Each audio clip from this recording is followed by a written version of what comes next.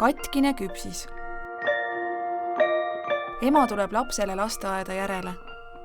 Mõlemad on pikast päevast väsinud ja emal pole viimastel päevadel lapse jaoks palju aega olnud.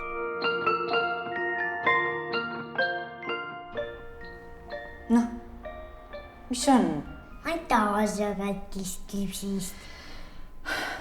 Sellel ei ole ju mingit tähtsust, et see küpsis on katkine. Ta maitseb täpselt samamoodi. Ma ei taha küpsist. Ära nüüd hakka jonnima selle katkise küpsise pärast. Sellel ei ole ju mingit tähtsust. Ma ei taha seda. Kuule, miks sa loobid toitu? Võta kohe üles see küpsis. Niimoodi ei tohi toitu põrandale loopida. See on ju hea küpsis. Sellel ei ole mingit tähtsust, et ta on katkine. Miks sa loopisid selle küpsise maha? Ma ei taha katkist küpsist.